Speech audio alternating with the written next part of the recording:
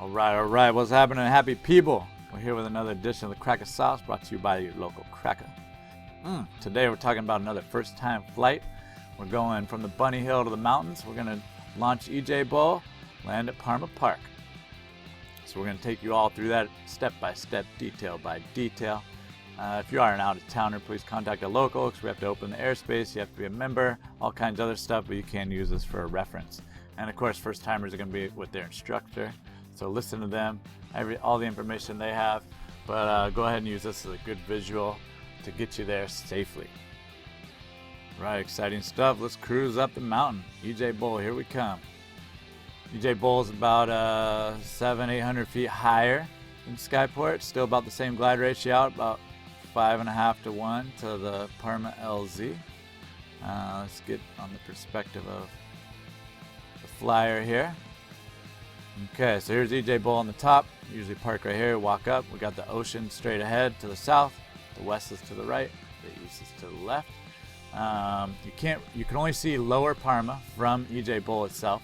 And if you look, when you are up here looking, straight out in front is the tunnel tit right here on the Holy Hills. We'll zoom in on there in a minute. But just to the left of the tunnel tit, you'll be able to see a piece of Parma Park right here in the distance when you're up there. So the typical flight plan, the most conservative flight plan, is basically you're going to connect EJ Bull straight out to the tit, straight out to the front of the Holy Hills, and then straight to Parma. So it's a very simple flight plan. Usually when you launch, the spine is a great trigger. You see the locals trying to work it over here. Feel free to work it for a minute. But if you even with this road, it's time to go.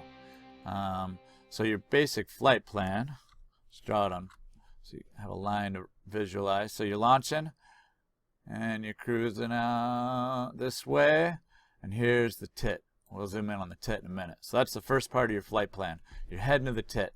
You're trying to come in above the tit. If you're coming in below it, go around on the right of it. Do not go around the left of it. You'll end up in the snake pit. So you go around the right of it, and even if you're low in front of the tit, you're still got plenty of altitude. You're cruising. So remember, you want to get the most efficient glide. Your hands up. Maybe grab a little pressure here and there if the glider's jumping around, but your hands up, being efficient, looking around, taking it all in, take a deep breath. It's a nice glide out to the tit. So let's cruise that one out this way. You can use these spines a little bit. If you come in high in this one, maybe glide it a little bit and then peel off just for some extra buoyancy on your line. Otherwise, just straight line to the tunnel tit is fine. So here is the tunnel tit. Pretty prominent looking south-facing rocky face. We're looking, of course, at the back of it, but sticking up above the ocean line there. That's the one you're going for. This is all part of the Holy Hills area. So remember, if you come around the front of it, it's all good too. You can work this face. Great thermal generator. This whole spine is a good thermal generator. But first timers, you aren't going to want to get too much below this thing and hang out. So if you're below this, more than 100 feet, it's time to go. So from here, your next objective is to get to this front edge of the Holy Hills. This is a bit of a canyon, lower power lines in it. They're not a big deal. But if you're on top of the tit and you're thermaling, or you just want to go have a nice easy glide out to Parma, there's a couple ways you can go. You could follow the ridge line and it comes out this way, which is all good. Or if you're below it and you just want to straight line it, you can just straight line across the canyon to the highest part of this ridge that you can come into. If you are flushing down here, it is okay to just keep going around until you can clear the front side of this Holy Hills area, because these faces will all keep bumping you along and get you to at least St. Mary's. So let's cruise on the flight plan from there. So we got EJ Bull, the tunnel tit, and now we're just getting out to the front of the Holy Hills. You can see this front ridge of the Holy Hills. The last spine off the southeast part of the Holy Hills has a nice big knob on it called the Power Prayer. You'll often see birds getting up here. And if you're low, you'll be right on the Power Prayer. If you're high, you'll just fly right over it and continue to the Monastery Ridge. But either way, you can work this Power Prayer to get back in the game, or you could just keep going to the Monastery Ridge. If not, you could fall off down the Power Prayer to the St. Mary's emergency landing area. It's only emergency landing area because we're technically not allowed to land there. It's a very easy landing area. but you have to be apologetic and get your stuff out of there and be quick if you do land there. Otherwise, you're continuing to the Monastery Ridge, which is right here, and you're heading, if you're a couple hundred feet over that, you cruise down to Parma, and we'll check that out in just a second in detail. Otherwise, if you're cruising to Parma, you are heading this way, down this ridge, all the way to these power lines. This is the north end of the upper Parma landing area. So you just have a nice easy glide. Sometimes it's pretty lifty over these palm trees, over these power lines. Relax, hang out, enjoy it. Let's zoom in over here. We'll check out the approach. So Parma Park, the typical approach for Parma Park, the wind is usually southwest, south, southeast, some way in here. So the approach usually set up over these trees and power lines. There's power lines right here. So you're figure eighting right in front of right over the power lines, right in front of them, right in front of these trees. And as soon as you drop right below those power lines, then it's time to start making your approach. And so you kind of zigzag in here to bleed off any more altitude, kind of S around. The sweet spot you want to land is anywhere in this zone. So that's why this works so nicely with any wind direction, because you could just kind of bleed off into this any which way, up that way, and you have lots of room to play with. It does start falling off downhill in this zone. So this is called our breakdown tree. If you are approaching this tree and you're very high, just hang a left, go over here, and reset up for lower Parma. Doesn't do you any good trying to force it up here. There's rocks and trees to land in. No fun. So if you're super high and you're close to the breakdown tree, hang a left, go over lower Parma, and reset up. There is a barbed wire fence here to be aware of. You can land over here if you need to, but I don't recommend it. It's private property, but it's fine to set up your approach and cruise up over in the zone if you want to.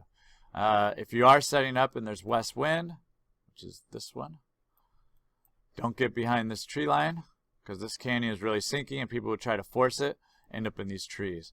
So if you do get caught behind this tree line, it's no big deal. Just land down here or in lower Parma. It's all good.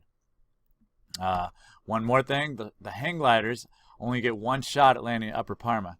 So be aware of their flight path. And their flight path is, they kind of do a downwind, a base, and a final. And that's it. So if you're messing around, you have west wind, and you're trying to mess around in here to do a hang glider approach, and you see a hang glider, get out of their way. Either come back over here and do the SC thing into this part, or go to lower Parma. But just stay out of their way, because they only get one shot at it. Once they're setting up and they're on final, that's it. So we want to make sure we're plenty clear of them. Lower Parma. You could see from lowers, there's this trail that goes all the way up here. So that is pretty much your flight path for a hang glider approach and a paraglider approach to land into uppers. It goes steeply uphill, eats up your altitude, and it's makes it pretty easy to land up here. This is for a hang glider. The breakdown tree is everything. This is your reference for everything. So you're bleeding off your altitude up here on a hang glider until you get maybe 200 feet above this tree. Now you're starting to set up your approach. So you're going to kind of have, we'll call it your downwind, your base, and your final right up this path.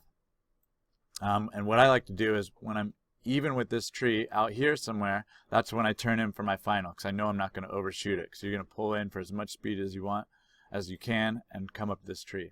So if I'm right in here and I'm starting to look like, oh, I'm even with the tree, then I start pulling in and diving in this way. If I'm super high above that tree, then I extend it out more, and then I pull in and come in this way. This kind of falls off downhill, this path, so don't turn this way. If you think you're high, just keep going up this hill. The uphill will eat your altitude up. Same with the paraglider. So all this is all good to land. All this is all good to land. Don't force it and end up in these trees. Piece of cake. Land. Flare. Pack your stuff up. Have a beer. Enjoy your day. You did great. Nicely done. We gotta give a shout out to all the people and organizations that make free flight possible here in Santa Barbara and our surrounding areas. First off, we got Eagle Paragliding, which is eagleparagliding.com, one of the 2 paragliding schools in town. They will take you from zero to hero, baby. From the bunny hill to the mountains to all over the world. They got tours all over the place. They got SIV clinics going on with a boat and a lake. So hit up eagleparagliding.com. Arctic 4 is what I fly. It's the only glider I fly. I love it. I use it for everything. Niviac.com. Safest glider on the planet. Smash that bar and you're going places. Smoking those Enzos. Ha! Badass glider. I'm surfing the terrain all the time here in Santa Barbara. Never take a collapse, never a wingtip. I could launch this thing in technical conditions. I could fly it on the ridges and the training hill, hike with it. It's amazing. Get one. Fly Above All, our other paragliding school in town. You'll see them up at the VOR doing some tandems at the ridges, hanging out, supporting the local community. We got, and they are flyaboveall.com. Flyawayhanggliding.com. Willie, awesome hang glider instructor, ripper pilot, doing his thing here in town. Tandems all over the place. Call me if you want to learn how to hang glide. We got miniplaneusa.com. This is Chad Bastian's company. If you want to learn how to motor, take a lesson with Chad. Super fun. If you want to learn how to thermal too, watch this guy. He's at the hill every day for the last 20 years. Amazing technique. It's like an art form watching him thermal. Watch the way he moves his hands, the way he shifts his weight. You get a lesson all in itself just watching him. And then we have our Santa Barbara Soaring Association page, spsa.info. You can see the chat box on here when people are talking about flying. The Twitters replicate on here from the two paragliding schools of when they're meeting and where the flying's happening. We also have a visiting pilots page. Santa Barbara Soaring Association keeps our sites flyable, our sites insured. Our wind talkers talking, so we definitely want to contribute to them. Definitely hit up a local before you come flying or one of the paragliding schools. All the contacts are on the visitings page, and you have to be a member to fly our sites. So we have a little donate here. You can donate and do it right online and be all set for when you come fly. So welcome to paradise.